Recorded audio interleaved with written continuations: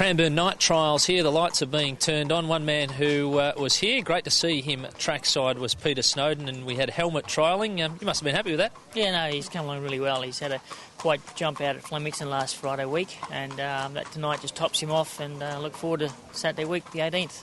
Looked like a good trial. He had something to chase down and really lengthen over the concluding stages. Yeah, he's really strengthened up this time through. He's just a bigger horse again. Naturally, he's a bit older, a bit stronger. But for me tonight, to see him relaxed like he did behind the leader, and Karen said he just pricked his ears and relaxed super, and he gave him a squeeze on the corner, and he had something to chase down. He really enjoyed that. With those customary massive strides that he puts in, he gobbled the leader up pretty quick and went the line well. Does this top him off nicely then? You go week and a half to Flemington? Yeah, the 18th, Flemington. It's CSA Stakes. Nice race for him, nice big track for him, and that everything's going well. Touch wood, everything's going well so far. I know your eyes are looking further ahead to Dubai and the like, but you'd love to pick that Guineas up along the way? I definitely know. It's there. We want to get that bad.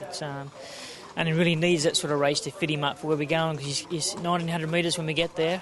There's no more racing, so I've got to get him nearly as good as I can before I go. Just leave enough for the trip to tighten him, and then hopefully the last 2 weeks is all plain sailing. We can get the job done. And Sepoy, you've left him at home. Jump out Friday? Yeah, no, it's 1,000 metres tonight. I just didn't want to go there just yet with him.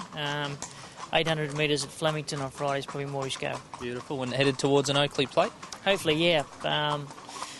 All reports to handicap is going to be pretty hard against the horse, but really I've got nowhere to go. It's either run him there before I go or give him a couple of trials, but I love to run him. You can't beat a race for fitting the horse up rather than a barrier trial, but all being well, that's where we go in 2.5, 3 weeks' time.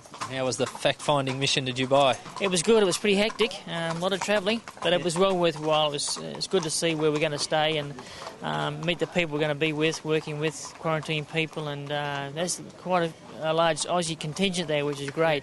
Johnny Nichols used to train at Ramick for a while. I knew him quite well, and he's running the quarantine section there, and now there's quite a few other blokes there we knew, and it'll make life a lot easier knowing someone that's there. You must be excited about the challenge, something unique for you. Oh, absolutely. It's, these are two really good colts, and to be going away with those, albeit they've got the job ahead of them, they're racing on a surface they've never seen before, and racing against opposition that are world class.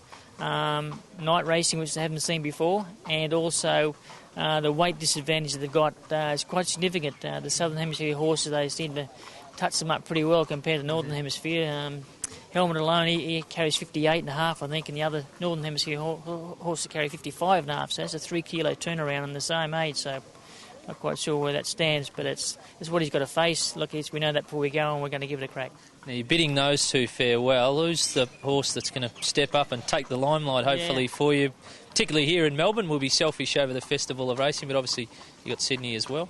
The gap's pretty wide for the next bunch, I think, but we're hoping. These blokes just come out of the blue, so you never know. I'm lucky enough to have a lot of 2-year-olds to try each year, and hopefully someone new as good as these two. Could you sneak a successive diamond there? Look, I'm really pleased with Applegate. I think she's a talented filly.